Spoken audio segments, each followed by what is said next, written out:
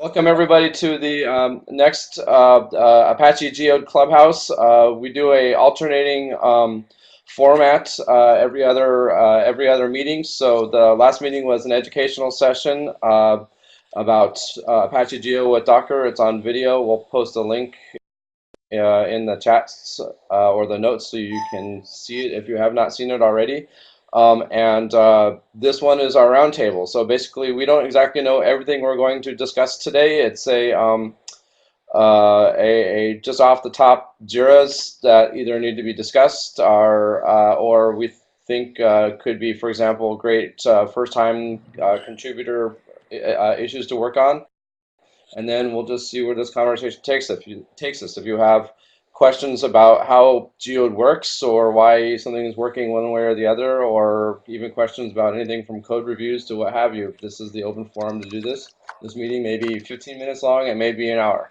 So with that, welcome everybody, and let's go ahead and uh, uh, take it off. I see Constantine wants build process. We should add that on there. If you feel free to pipe in, or you can put questions or comments in the chats in the Q&A, and we'll address them as we see them. Um, so William, see Constantine has let's discuss build process on there.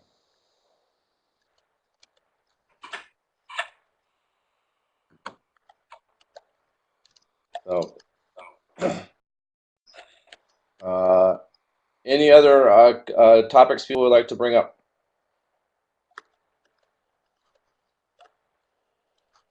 All right. There's a couple more things that we could discuss if there's interest. Let's go for Moving it. the project from JDK 7 to JDK 8. I add to the list. Oh, yeah, it is on the list. Okay. Yeah. Excellent idea. We already posted it. We could get a quick update on removing our fork of JGroups and modifying Geode to depend on the new JGroups. I think that's a great one. And we could, if there's enough interest, we could talk about the removal of deprecated features and kind of run through a list of what is currently deprecated, and then if anything I stands think out that's as also an excellent topic. You're on the roll, Kirk. There's another blocker. Yeah, okay, the move of package names, com.gemstone to org.apache. Yeah, we can discuss that. Well, yeah. Oh, we can discuss.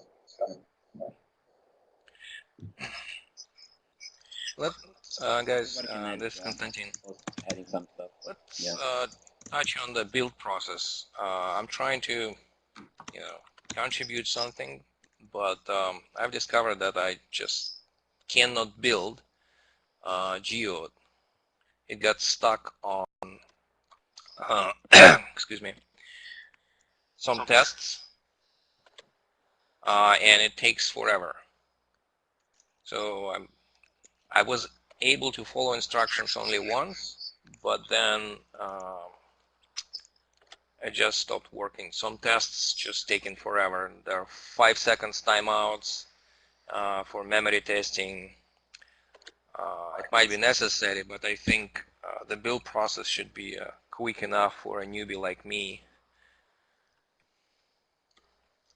That's the one thing. And another thing, that the build has all the dependencies hard-coded all over the place, which makes it impossible to try, well, not exactly impossible, but nearly impossible to try quickly if, let's say, a new version of a Spring will work. So the usual thing is to declare versions of the dependencies in one place and then just reuse them. That's at least what me and we in our company accustomed to with Maven builds. With Gradle build, dependency, it looks like it doesn't use the transitive dependencies, and also dependencies declared repetitively in sub-projects, and our versions hard-coded there. So which, can you tell us a little more about what libraries are hard-coded in the sub-project? All of them, like Spring and everything. You look at the dependency declarations, they they just hard-coded there. I cannot go to the properties or override like -d spring.version equal whatever the next one and try the build and try the tests. Yeah, I thought think the dependencies were listed in the top-level build Gradle. well, there's kind of two parts to that. Most of the dependencies are declared there, but then there's also dependencies that are unique to a particular sub-project. So we only declare the dependencies, at the minimum level they need to be at.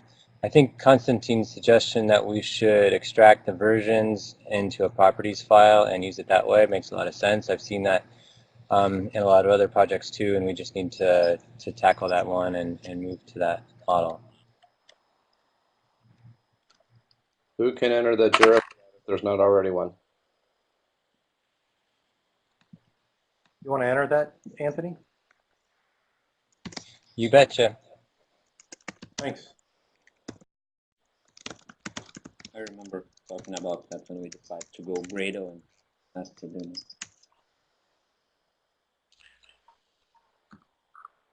Okay, Constantine, you're on the roll. Let's talk about your performance issue you found in the JSON code. Oh, I just recently dealt with exactly the same issue in our code base, so I know that by heart. Basically, that object mapper supposed to be shared object. Of course, we can have multiple of those in our project, each configured to our needs, but creating basically a factory every time we need to build a single car, so to speak, is very expensive in terms of performance and garbage collection.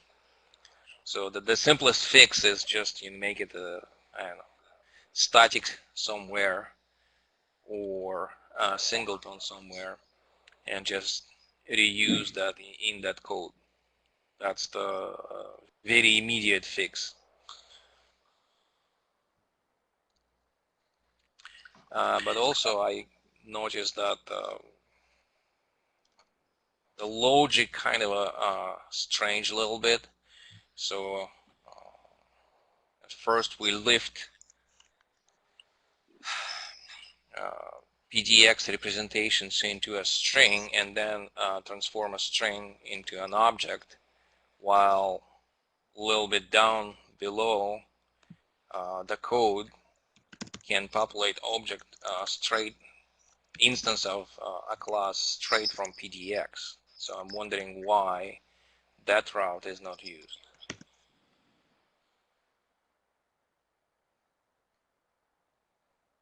All right, and we saw that you filed Geode 225 and 226 for that. Yep. Well, 226, to my recollection, is about date format.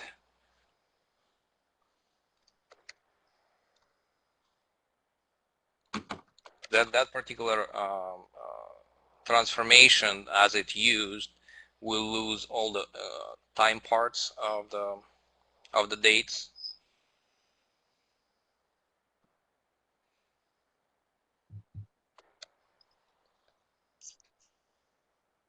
All right. Anyone want to add any additional comment to it other than it's there and we know we need to fix it? Because that's pretty much it. I'm just looking right now at the code too. Yeah, definitely makes sense. And thanks for for finding those. Yep. I think it definitely makes sense to make these changes, and I can't imagine it being too difficult. Well, that one shouldn't be difficult, I agree. Yeah. But again, as of now, on principle, there are two ways of creating or populating class instances from PDX.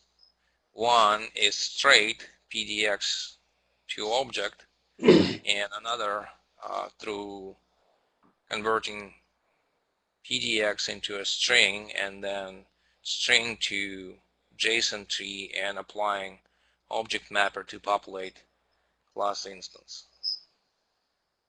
Might cause some subtle bugs later when class content or data will differ. Yep.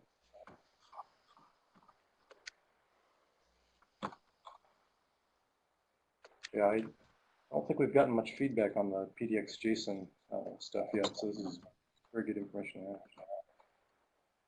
Well, one of our guys wants to use Gemfire, but he wants to use the PDX capabilities, and I just started looking how it's implemented. That's how I came across this this particular piece of code. That's something you wouldn't have been able to do 6 months ago. That's why we were always asking, give us the source, give us the source. Yeah, I'll follow up with Daryl today. It looks like he was the original author of some of that code that's involved in that. All right, a couple of good finds already. All right, shall we move on to package names? Who wants to comment on that one? Before we go there, can we finish with my Oh, sorry. Go ahead. Finish. Constantine. a build? Could you guys make sure when you submit the code, the build is buildable quickly enough following the instructions? Oh yeah, build speed. So is it the, do you think it's the D unit, the distributed tests that are slowing you down in that? Yes, definitely. Okay. I can, I know, I can post the exact log to the dev list or open another issue. I don't know, it's not exactly issue, it's just, you know, something to watch out. Yeah. I would do that. So what's quickly Yeah. enough to you? Quickly enough? Well, I prefer the 30 seconds of a build time without tests. So if I skip tests, I'd like that to be buildable in about 30 seconds. Not from the scratch, but you know, little changes here and there. And 30 seconds, that's But without test, you should get that with Geode. Without test, a build from scratch, at least in my box, takes 2 minutes, and then incremental builds takes around that, like a couple 30 seconds, 40 seconds. Without that. Maybe it's not my experience, but I have old machine with spinning platters, so that might contribute. Yeah, we're. I know I'm using SSD, and that makes a huge difference. And if you're running a virus scanner, that's killer too. Yeah, those differences are okay, but you know, I'm not so familiar with the Gradle, and I'm just following the instructions, and instructions say 2 commands, and I used to be able to build, and now it just takes forever. Little comments like how to exclude distributed tests or integration tests would help. Not everybody is familiar with Gradle. Surprise, surprise. So just to confirm, you're already using -d skip.test equal true when you build, right? Yes, I've discovered that on my own. And so even when doing that, it's taking several minutes for you. Is that correct? It takes a while, but that's okay. It's tolerable. But with tests included, it takes forever. I left it for a couple of hours, and it still didn't finish. It's 6 hours. Yeah, the distributed test suite, well, that takes 6 hours to run. Around On that. SSD. On a, yeah, on a On SSD. Or on a Oracle server too, Yeah. definitely. Yeah. Yeah. Awesome. That You're we're right. looking to address. Yeah. So maybe just a matter of adding the instructions or maybe disabling them by default. Yeah, I'm taking notes on that one. Yeah, we're definitely going to continue looking at that, and some of us have been in Because favor of skipping when that. somebody will check out the code from Git and try to follow the instructions, and it takes 6 hours, nobody will wait. No, Yep. nobody will wait. The target I usually use to do a build, an incremental build, is install dist. And that skips the tests, and it just builds the product directory.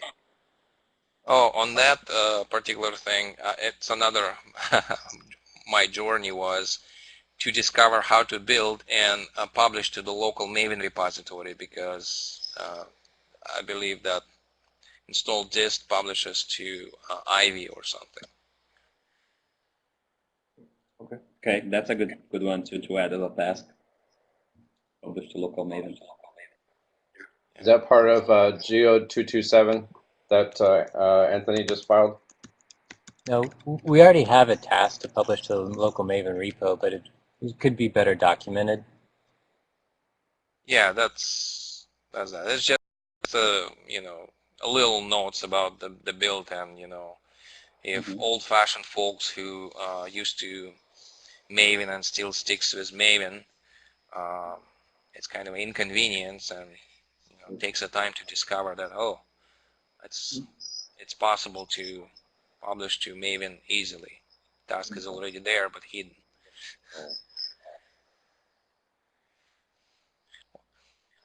What is so funny, William? We are joking about Maven versus Gradle here, because there's this kind of small flame war around that, because people love Maven and people love Gradle, and Jake here is a I'm a Maven person. Maven person. I'm a Gradle person, so we're kind of. Well, I'm a Maven person too, but to me it doesn't matter. You know, I would love to, you know, follow the simple instructions, and if it works, I don't care. Don't the angry dinosaurs at Apache have us do a certain way? Yeah. Okay. All right. Very good. Okay, so on to package name changings. What's the Geode Jira ticket number on that one? I'm looking for that. Let's see. Proving to be elusive for me. Renaming package is Geode 37. 37.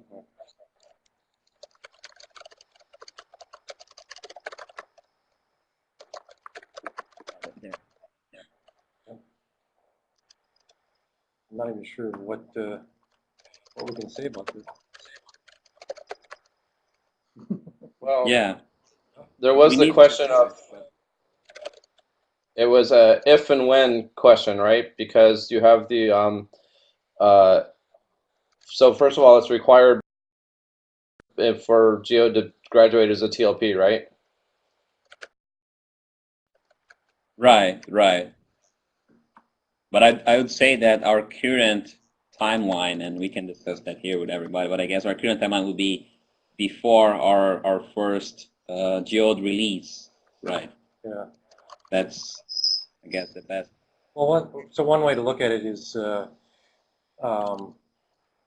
was some discussion about trying to put this off until after we complete the changes around the dependencies of JGroups. And I don't know if that's because it's easier to complete that work before we go changing the names. But basically, the fork of JGroups that we were using, we had repackaged that under com gemstone org JGroups. And we're currently in the process of removing our usage of that and completely removing it from our repository and changing to have a dependency, an external dependency on the latest version of JGroups without pulling it into our project. And then I believe we were planning to change the names of the packages of everything left behind after that work. Anybody else have any input on that? Yeah, this is Konstantin again. Sorry if I'm being so vocal. So are you saying that all the packages will be renamed? So it will be impossible, for example, for us to try a geode build or try geode instead of Gemfire. So let's say we have a project. We cannot just say, oh, it depends on geode rather than Gemfire, and run all our tests to make sure that it is compatible. We'll have to do the code changes. Is that what is expected? So the pressure on our group so far has been that we've been told that we're going to have to do that kind of repackaging as an Apache project. And we know that that's painful as far as backwards compatibility goes for people that have been using Gemfire for years.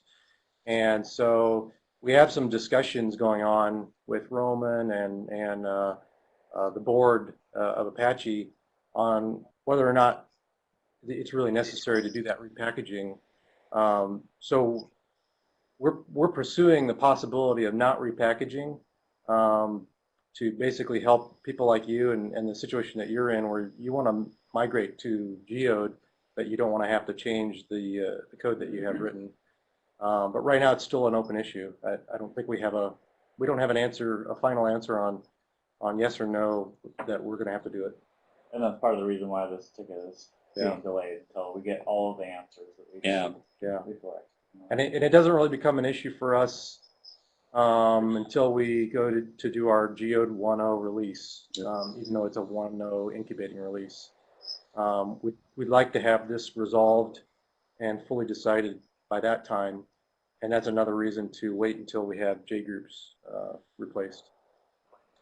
Yep. Okay, so as a consideration, in our particular organization, we using Gemfire through Spring Wrapper. So maybe if Spring Gemfire data package can take care of majority of the things, because we're basically just injecting regions and stuff like that, then might be tolerable. But you know, we are dinosaurs. We are very conservative. We very reluctant to change even versions. But when changing the versions will require changing the code all over, we definitely will fall behind. Yeah, I like the idea of seeing what Spring Data Gemfire can do for us in that situation. We had also discussed some other ideas of how to minimize this problem for customers, and a couple of those ideas that had come up with was some sort of upgrade tool that would basically automate changing the imported packages for you.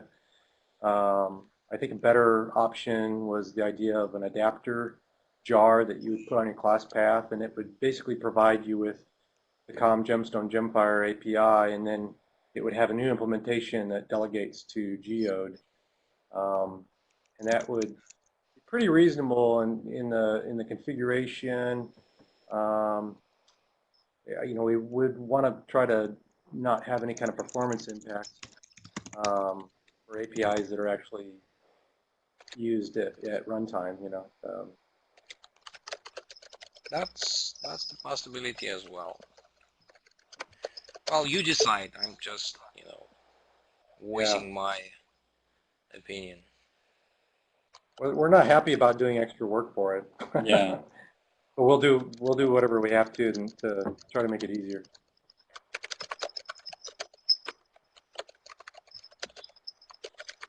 All right. Are we? We already started partly into updating JGroups. Do we want to go ahead and finish that topic?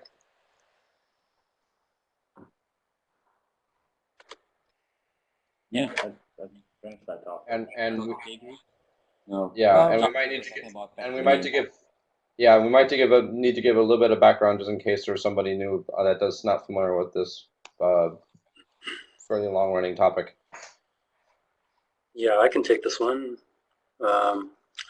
The issue is Geode 77, and the problem is that we forked JGroups when it was still under a GPL license, and that's incompatible with Apache 2.0 license, so we couldn't use that code. And so we decided, after examining the alternatives, to use off-the-shelf JGroups for UDP communications, but we're actually doing all of our membership management outside of JGroups now. So we've got to the point where we have locators working, we have members being able to join and leave the system. GFish is working to start up servers, locators, and such, and shut them down. Many tests are working, but we need to get the failure detection component in play. Once we get that, the focus will be on getting through our unit tests, making sure they all pass to get to the point where we can merge to develop. So it's looking pretty good. We're pretty far along. But there's still some work to do.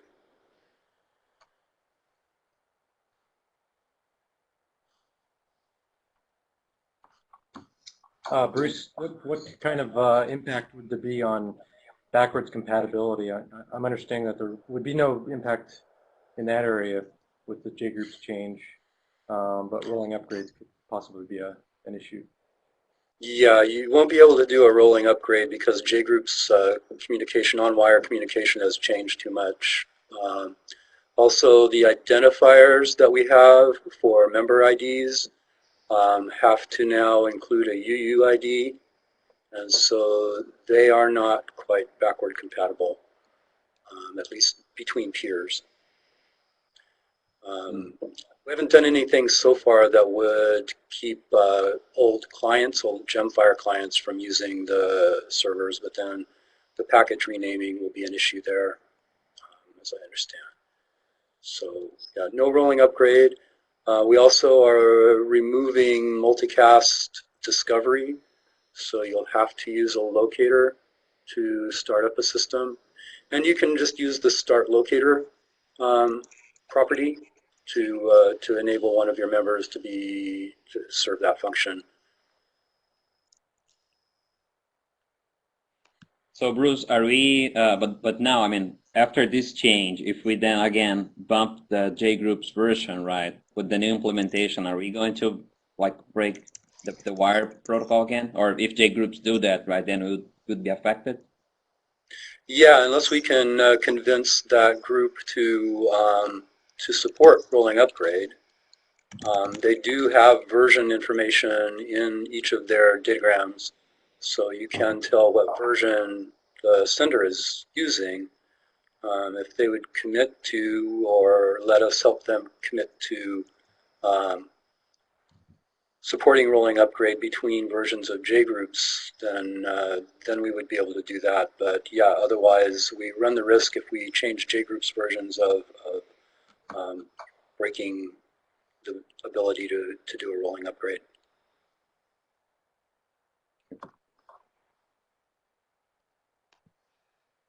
Yeah, the only way around that is to fork JGroups again. Or ask them to kind of care about that too, right? Kind of try to. Right. Guess yeah. if the entire Geode community goes there and start. Yeah, we could contribute if it's if they're open to it and if it's something that we feel is necessary enough. Yeah. Yeah, and we know how to do it. We did it to the old JGroup stack, so I know where the places are that need to be changed to support it. Not difficult to do, really. It's just creating version streams, and then if you change on-wire format, then you need to make sure that rolling upgrade works, and so they'd need some tests too. But then again, Geode has no tests for that either, aside from a few unit tests that check to see if things have changed. and doing some class loading tricks. But we need to do the same kind of thing for them. Right.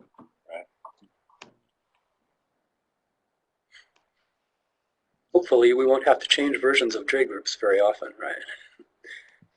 Hopefully. Well, that's the question. Since we're bringing our most important components outside of JGroups, like failure detection, like the ability to join and leave the system, since we're taking that outside of JGroups, those are the areas where we've had to fix problems in the past. We haven't had many problems with the actual UDP communications in JGroups. That's been pretty solid. I think the last big issue we had with that was an assumption in JGroups that two objects could not have the same system hash code, which isn't true. And so we had a collection that actually lost a message during in the retransmission window. So that's actually been fixed. A lot of things have been fixed that we fixed during the years we kept that forked version of JGroups. So yeah, I did do a scan through the current JGroups code with respect to our bug fixes, and yeah, it's in good shape. Did you also say that the reconnect recovery from like a partition, segmentation, cluster error situation, that's outside of JGroups as well, right? Yeah, that's always been outside of JGroups. In the past, we pulled the UDP datagram socket out of JGroups and used that to do quorum checks periodically while we were disconnected to see if we could restart location services, or if we're in a multicast system, rejoin the system. We can't do that now. What we're going to do is preserve the JGroup stack and disconnect it from the old distributed system membership manager and hold that in a quorum checker. And then when we see that we've achieved quorum, we'll hand that over to the membership manager, and he can use that to reconnect a new manager back into the system. Right. And since the JGroup stack doesn't have any, the stack we're using doesn't have any notion of how it can affect membership or what its member ID is even, we can actually do that. So we have a project that's just kicking off to implement that part. But I think before that, we need we really need the health monitor component, which Hitesh is working on right now. He's had the first round of that up for review, and he's putting the next one up, I think today. So obviously we need that before we can detect the network partition, right? So the auto reconnect comes after that.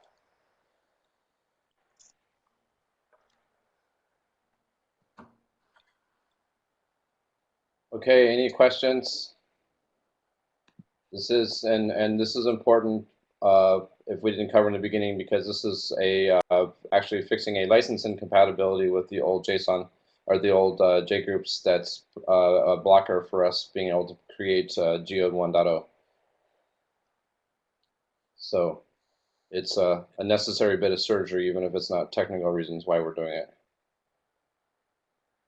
So, okay, let's go on to something fun. Who can talk about this cool Apache Zeppelin thing that obviously is actually living in Apache Zeppelin, not in Apache Geode? Yeah, I can talk about that. So Christian did an awesome job there by creating an interpreter on Apache Zeppelin, right? So Zeppelin is this, you can think of it like as IPython, like a web console for interactive query that can that use, for example, Spark, or they have other interpreters too. They even have like now Angular, which is a JavaScript framework, right? And also Markdown as well. So you can kind of create like almost like web pages or reports and leverage and write the SQL as part of that report, and then you can even play with the chart format on the reports as well. So you can generate like a nice bar chart or pie chart out of any SQL statement, right, on the fly, and you can just drag and drop to generate those reports. So it's quite nice. As for now, I mean, until we had this interpreter, right, the only way to do that and use Geode data was to use the Spark connector, right? So you would actually connect this, set up the Spark libraries in Zeppelin, fire the query, and then Spark would execute the job and then query Geode and extract the data back. But now with the OQL interpreter, right, you can actually skip Spark and just directly fire OQL queries through Zeppelin. That's pretty nice because it's something that I would say from Gemfire days, many customers always ask for a nice way to play with OQL other than GFish or most recent versions of Pulse, which also have some, like at least table view for the query output. But now the charting capabilities of Zeppelin actually are much more rich.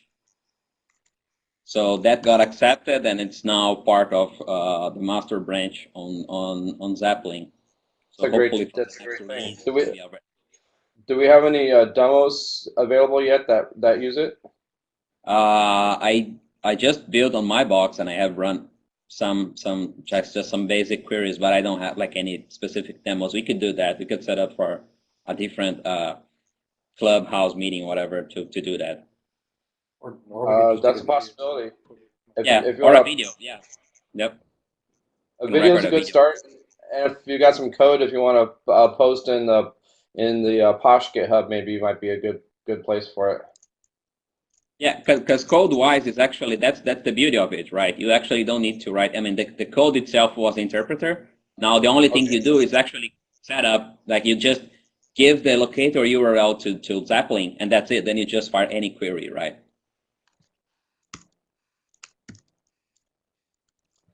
Well, maybe what we do is we arrange for Christian to come in and do a short demo on one of the next educational clubhouses.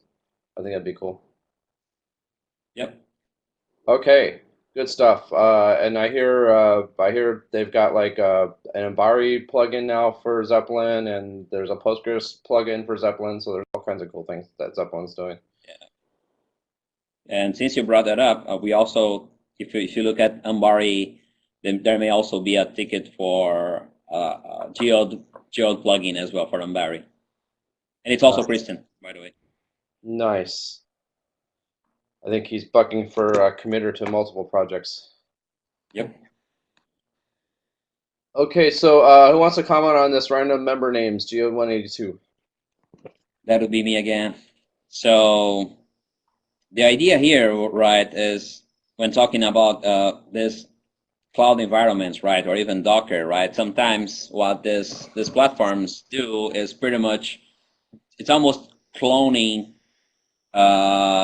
a container or a running environment and saying, hey, I want 10 of these, right? I want like a couple more instances, right? And since we have a requirement, a current requirement, right, of having like unique names for member names in a geo distributed system, if I say, I mean, the default command line to start a member, right, is to use something like gfish start server name server 1, for example, right? So if I clone that command and ask to like have 10 instances of that, right, I would have 10 members with server 1 as a name, and that's not acceptable, right? We don't accept that. So then I was suggesting to just generate like random member names, just like, for example, Docker does. So if you don't specify a name, the startup process would generate a random name for you, so you don't have to worry about that.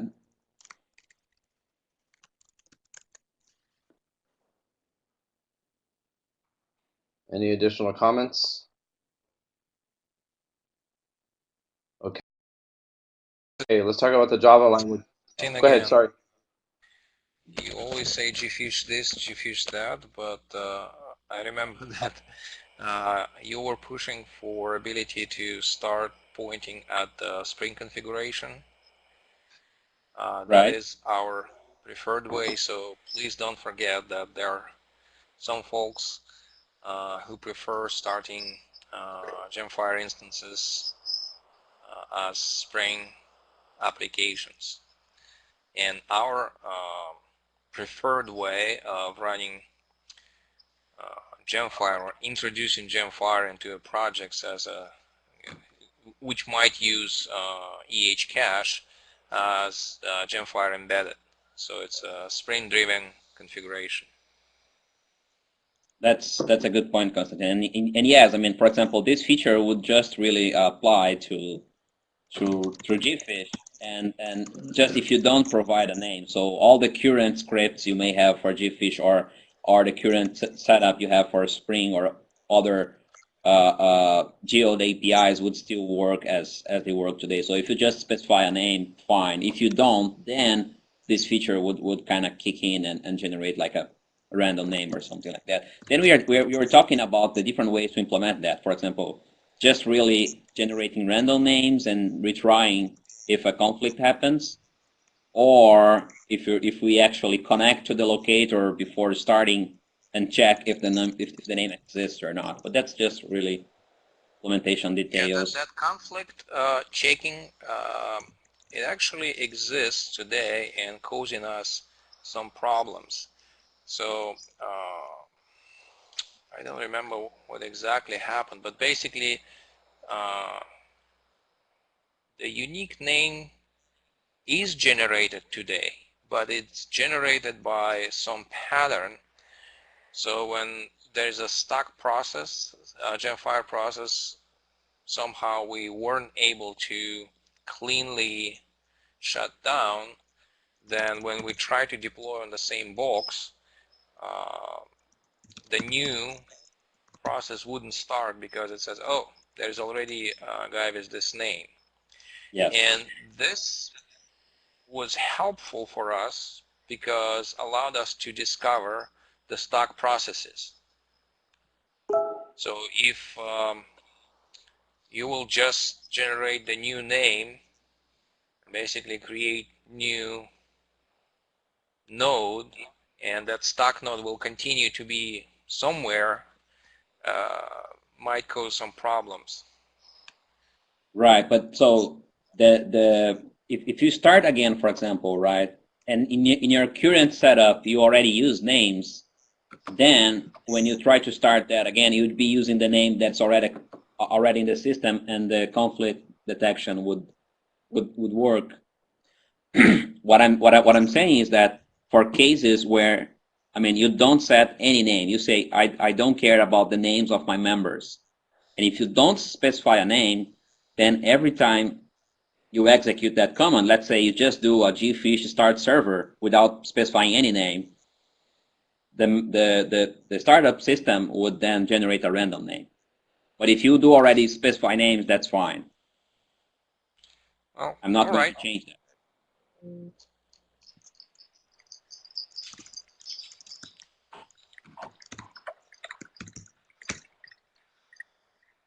Okay. Here's another good one. Java language bump to 8. Is there a Jira for that one? There must be.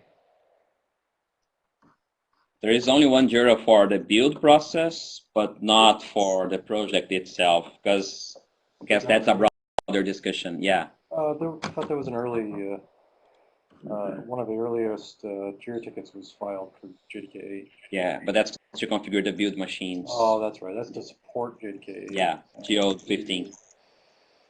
Yeah, we don't currently have one filed to move to JDK8. Yes. JDK7.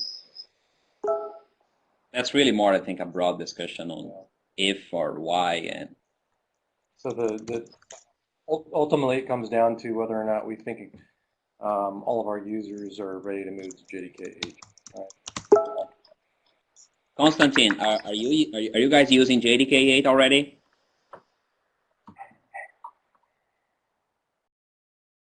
In some projects, yes. Okay. Do you think it's in reasonable? general, in production, majority of our deployments on 7. And I'm not sure if you can share those, but for example, given that JDK7 was kind of how can I say, it's not supported anymore. I mean, through Oracle, right? Or got end of life, right? In like April. Are you guys already planning to kind of change that perspective, like in having production only JDK8? Yeah, kinda. We still have JDK6 working. Yeah. We even have WebLogic instances and Yep. EGBs.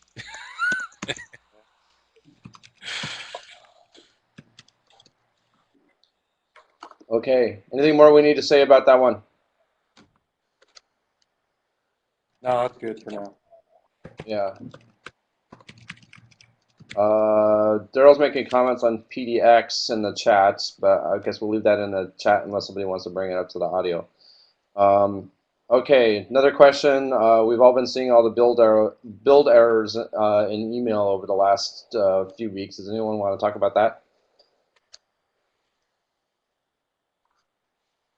Are we talking like Sorry. failures in the nightly build, or? Oh.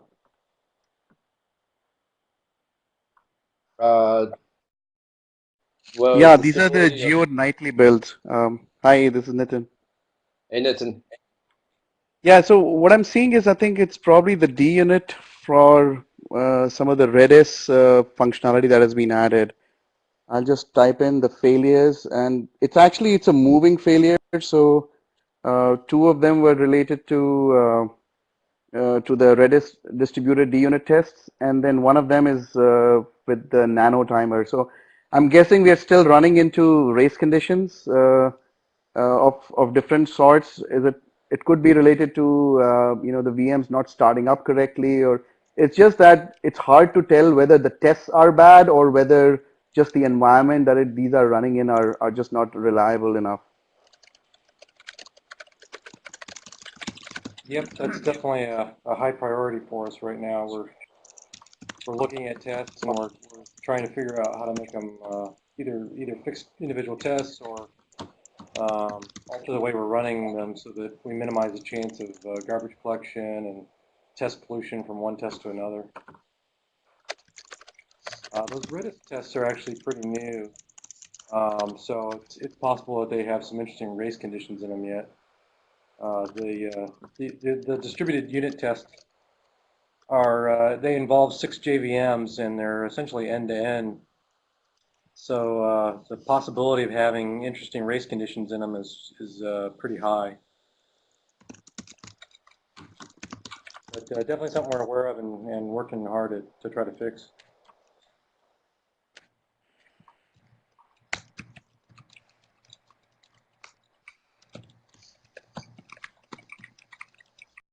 Okay.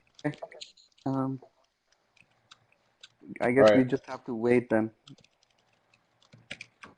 Hey, and Nitin, nice to hear from you. Yeah, likewise. Thanks. Yeah, and I think the gist of it is those end up really being test failures that need to get sorted out.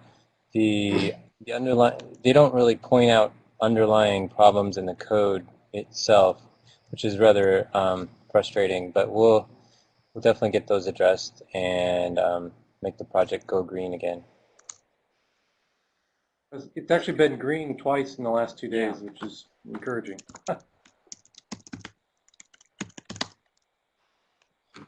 Okay. The next one is a really quick really quick statement. So we tend to put a lot of demo apps that are not just Geode only, but Geode attached to a bunch of things in a GitHub managed by the Pivotal Software.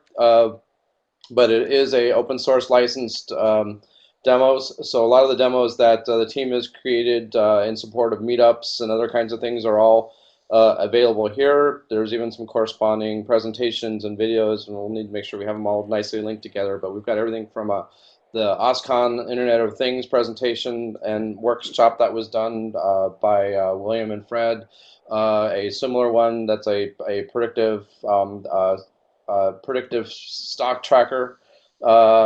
We just got, it's not quite ready for download yet, but we just got a contribution of the Fast Shoes demo by Luke Shannon into the GitHub. He's making some changes to it just so it builds easier for everybody. But just want to let you know at this GitHub, there's a lot of really good stuff if you want to be able to download and demo pretty sophisticated geode applications. And of course, anybody wants to check in things and make them better, it's always we always welcome improvements to the demos. And with that, one last question. We do have Asian users and Asian contributors, or should I say Asian-based. Wondering if we would be interested in maybe moving next month's and alternating maybe every other month running the Geo Clubhouse at say 6 p.m. PS Pacific time, so we can get Chinese and Japanese users to be able to join in more conveniently.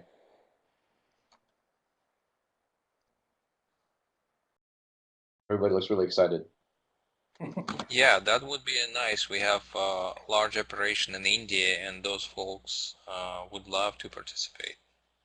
There unfortunately is no good time to talk to anybody in India on the Pacific coast. But right, but if you talk with Asia, then it will be closer to their times. Yes. Yeah, when I schedule the next roundtable, I'll alternate it for 6 p.m. and we can try it out and see what attendance is like. All right. Does that get in the way of any of the major contributors here? 6 p.m. You're in a car or otherwise? We could also do a little later if we wanted to, actually, like 8 or 9. Yeah, give people time to get home and feed the kids and all that. Okay. And that way we'll get Geo to follow the sun, just like the classes we have in there. So okay, we got a couple minutes left. Is there any questions, last minute things people want to discuss?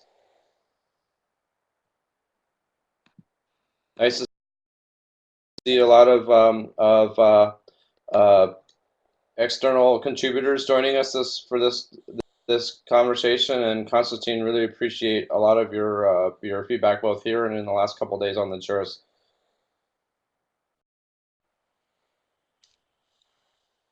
All right, last chance for any add-ins, remarks, user questions. All right, what's our next topic, Marie, for the next Apache Geode Clubhouse? It'll be more of an educational session. Educational session, that will be John Blum doing Spring Data Gemfire. Nice. All right, we'll see you all in a couple of weeks, probably at around 6 p.m. Thank you for joining. All right. Bye now. Bye. Bye.